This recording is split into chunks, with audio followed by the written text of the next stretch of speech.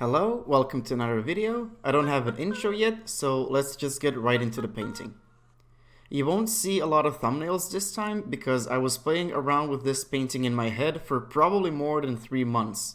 So by the time I finally got around to paint this, I knew exactly what I wanted. So I start off with a simple soft round brush just to establish the body mass or volume of the character.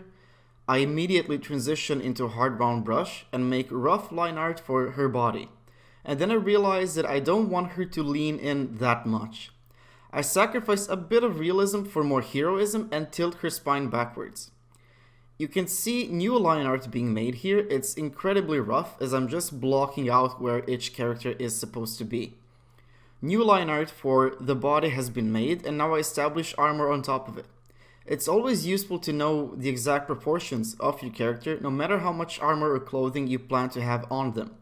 A few details are revised and I use the liquify tool to make her look bulky and tougher. And now it's probably too early to do this, but I love this part, so I decided to reward myself and immediately refine the line art on the main character. The reason it's usually too early to do this is because I still don't exactly know what the rest of the painting is going to look like. Possible revisions to the painting later on could render this refined line art useless. Luckily, this gamble paid off for me as I didn't really edit anything on the main characters here after their line art was done. The second character follows the exact same approach. Laid back, bulky line art, followed by another set of much better refined line art. And again, the same pattern will follow for both demons, front and back. The front demon was a bit of an issue. Reason being that I didn't exactly know what I wanted him to look like, other than that he was supposed to be a demon hound. So in the end I settled for a mix between a dog and a crocodile, and it worked out well enough. The background demon is kind of more generic. It's just a standard fire-breathing skull with horns and red skin. I mean, you don't have to reinvent the wheel every time. There are classics in art and illustration that will always work for a reason. And you can even use this stuff to your advantage. Sometimes people will recognize this stuff much quicker, so they will have an easier time understanding the painting.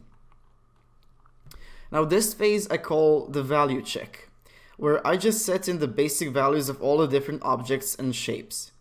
I thought about working with colors, but this approach just makes my life way easier. In this phase I'm setting the basic shadows with a multiply layer, and now I add this fancy light, as I like to call it. And the fancy light is just the brightest or most impactful light on the painting. The final phase is just to add a color layer. I now merge them all together, play around with the colors through curves, both Procreate and Photoshop have this feature, and now we switch over to rendering. The whole point of painting through grayscale and adding basic shadows and lights is just to give myself some confidence while rendering. You could think of this first half of my painting process as just planning ahead and making a roadmap. The women depicted here are supposed to be a part of a female-only holy order. Their main purpose within their society is education and health. However, in times of need, they can double as a defensive military force, which is what we see here. To keep a long story short, they're a combination of these two. The composition and lines here have had quite a bit of thought thrown into them. The front character with her raised leg and sword forms a triangle which aggressively enters the painting, the same way she does. The woman next to her has an important line that goes through the rifle and forms a downward slope, which reflects nicely the fact that she is on standby at this moment. Parallel to the rifle's line is another one that follows the top of the ruined wall, and interacting with that line, forming a triangle, are the lines at the top ruins.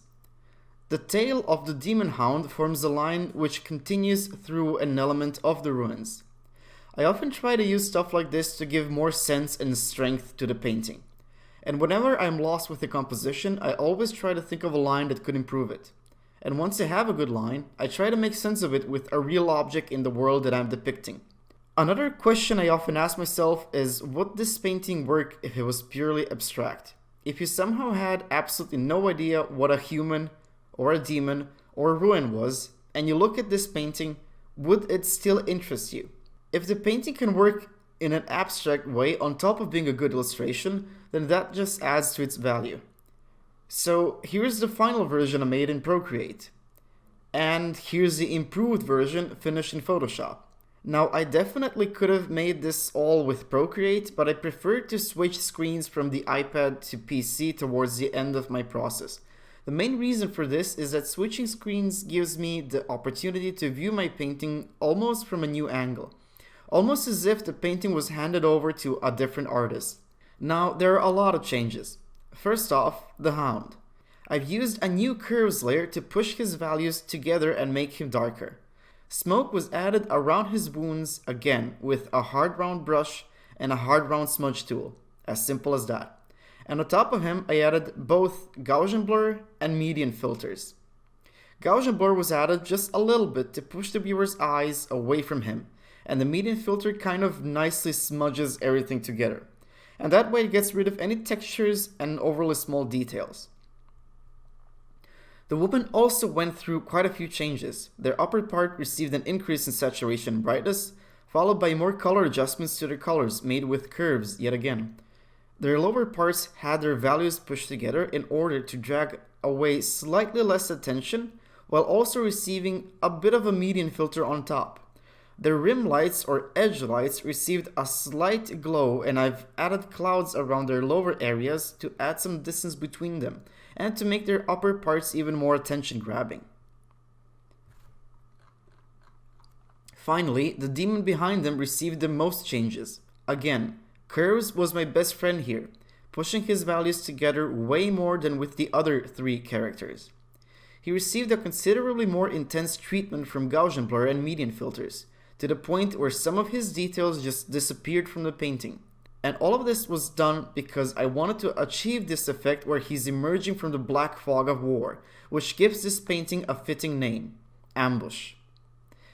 And that's it for this little Doom Nuns painting process video. Like if you liked the video, subscribe if you want to see another one, and I'll see you all in the next one.